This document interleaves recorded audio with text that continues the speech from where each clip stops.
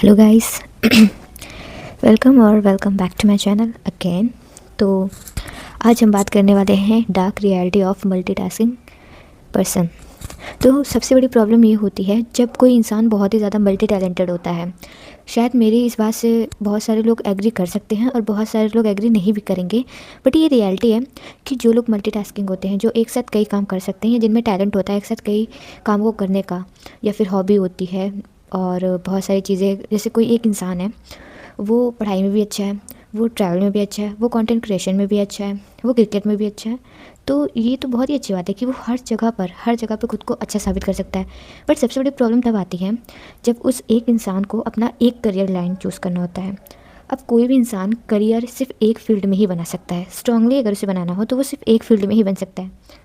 ये बात सच है। बहुत लोग बोलेंगे नहीं, बैलेंस किया जा सकता है, बट अगर किसी इंसान का करियर बहुत ही ज़्यादा हाई पोस्ट वाला होता है तो उस टाइम पे दो बड़ी चीज़ें बैलेंस करना सबसे ज़्यादा मुश्किल काम होती है।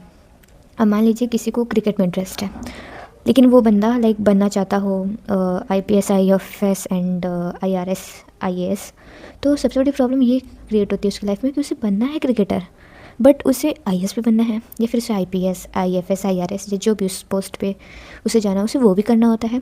तो ऐसे में ना माइंड में बहुत ज़्यादा टेंशन, ओवर थिंकिंग आ जाती है, और वो ये सोचता है कि अगर मैं इस लाइन में गया तो मेरी ये लाइन छूट जाएगी, और अगर मैं इस लाइन में गया तो मेरी ये लाइन छूट जाएगी।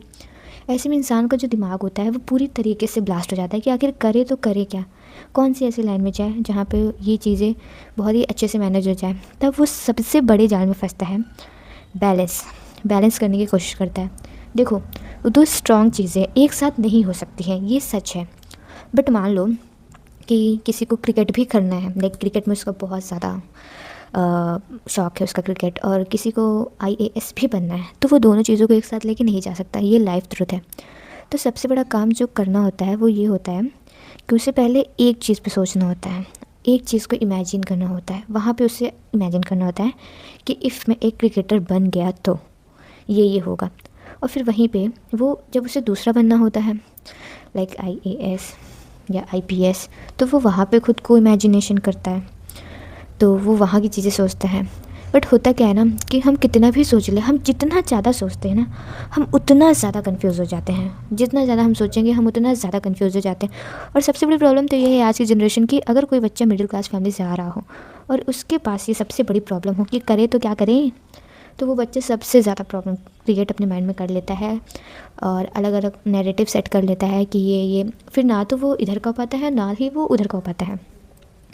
तो क्योंकि मैं भी इस कंडीशन से गुज़र रही हूँ, सेम यही कंडीशन है। नहीं, मैं क्रिकेट या IAS नहीं बनना चाहती, बट मेरी भी करियर लाइन जो है वो इन्हीं दो चीज़ों के बीच दो करियर लाइन है, जिसमें से दोनों ही बहुत इंपॉर्टेंट है मेरे लिए, और दोनों को छोड़ना बहुत ही ज़्यादा मुश्किल लग रहा है। बट हम कोई बीच का रास्ता नहीं निकालेंगे, क्योंकि बीच का रास्ता निकालने से ना हम इधर के हो पाते हैं और ना ही हम उधर के हो पाते हैं। तो हम करेंगे क्या? तो सबसे पहले जो हमें करना है वो ये है कि अगले 21 डेज़ हमें वो करना है जिसमें हमें बहुत ज़्यादा मज़ा आती है करने में। हमें अपना करियर नंबर 1 पे काम करना होता है। उसके बाद 21 डेज़ हमें उस करियर लाइन पे देनी होती है जिसमें हमें और भी ज़्यादा लगता है कि हम ये कर सकते हैं। अभी 21 का क्या कमाल है, क्या ये चीज़ है, इसका मतलब मैं बताती हूँ। जब हम किसी काम को 21 डेज़ देते हैं तो इससे हमें पता चलता है कि क्या हम वाकई में उस काम में इंटरेस्टेड हैं या नहीं।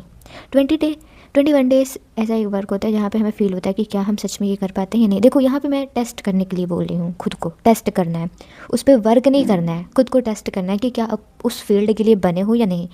मैक्सिमम 21 डेज़ तो आपको ये करना ही करना होता है।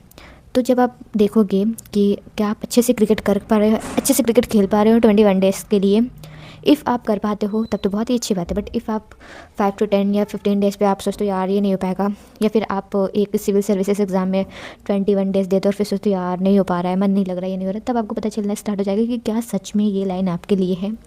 और एक सबसे बड़ी बात है यहाँ पे कि कोई भी काम ना पहले दिन से हमें अच्छा नहीं लगता है। यहाँ पे मैं दोबारा बोल रही हूँ कि मैं यहाँ पे खुद को टेस्ट करने के लिए बोल रही हूँ। यहाँ पे हमें एक टेस्ट करना होता है खुद को कि क्या हम इस फील्ड के लिए बेस्ट हैं या नहीं। वर्क नहीं करना है, बिल्कुल भी वर्क नहीं करना है उस चीज़ पे, टेस्ट करना है खुद को। क्या करना है? टेस्ट। तो जब हम खुद को टेस्ट करेंगे 21 डेज़ से कम डेज़ तो बिल्कुल नहीं, 21 डेज़ तो 1 डेज़, और पूरा करना है। ये नहीं कि आधे पे छोड़ देना है, पूरा करना है। अगर 21 डेज़ हमने वर्क कर लिया, देखो दोनों पे तो वर्क नहीं कर पाएंगे, किसी एक पे वर्क कर पाएंगे। तो अगर दोनों में से किसी एक पे वर्क कर लिया तो आपका आंसर आपको वही मिल जाएगा कि यही वो वे है, यही वो करियर लाइन है जिसमें मैं अच्छा कर सकता हूँ या कर सकती हूँ। और ये है सबसे बड़ा सच कि हमें कैसे अपनी करियर लाइन को चूज़ करना है। फाइनल 21 डेज़ का मैं भी एक चैलेंज रखना चाहती हूँ अपने इस चैनल पे। यहाँ पे 21 डेज़ सारी प्रॉब्लम्स जो आज के जेन ज़ी फेस करते हैं वो डिस्कस की जाएंगी। एंड आज की ये जो डिस्कशन यहीं पे ख़त्म करते हैं। If you like my videos then subscribe my channel and thank you for watching. Bye bye.